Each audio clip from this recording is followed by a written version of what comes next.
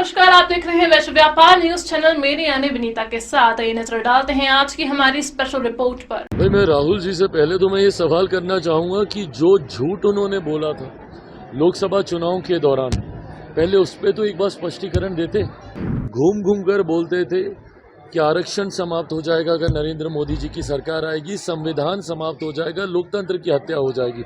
ना इनको कभी बाबा साहब स्वीकार्य थे, ना इनको जय भीम का नारा इनको स्वीकार्य होता है। इन लोगों की सोच रही है समाज में बस बांटो, डिवाइड एंड रूल की राजनीति करो। ये लोग उस गठबंधन का हिस्सा हैं।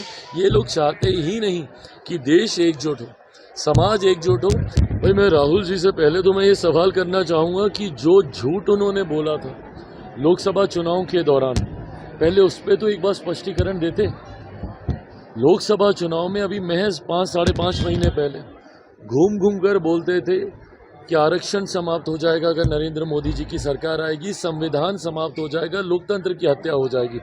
आज भी वो संविधान अपने हाथ में लेकर घूमते हैं। ये वही राहुल गांधी हैं और ये वही उनकी पार्टी है जो आज संविधान की प्रतिलिपि को नीचे नहीं रखते हैं, हाथ में ले लेकर घूमते हैं।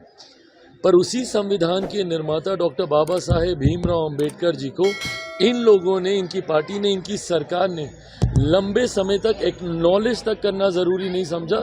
सम्मान देना तो दूर की बात है। 89 से पहले निरंतरता में लंबे समय तक इन्हीं की सरकार थी, इन्हीं के प्रधानमंत्री थे केंद्र में।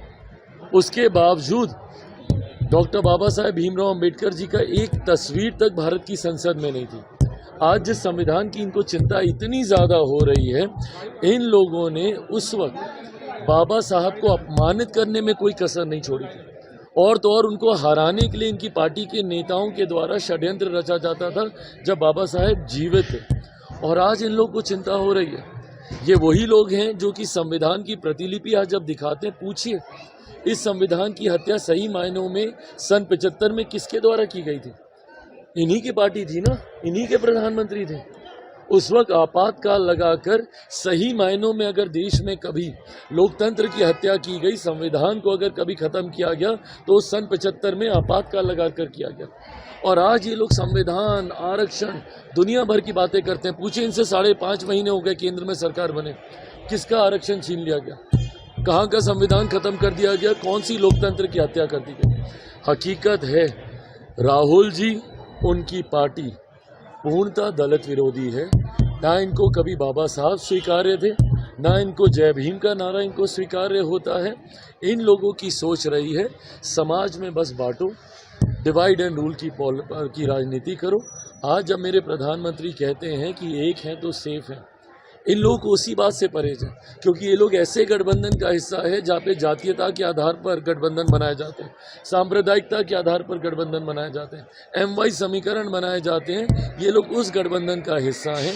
ये लोग चाहते ही नहीं कि देश एकजुट हो, समाज एकजुट हो, राज्य एकजुट हो। सिर्फ बांटने की सोच इनकी रही है और उसी सोच को साधने का प्रयास ये लोग हमेशा करते हैं। आपको ये रिपोर्ट पसंद आई होगी। इस तरह की खबरों से जुड़े रहने के लिए हमारे YouTube चैनल को सब्सक्राइब कर वीडियो को लाइक जरूर करें।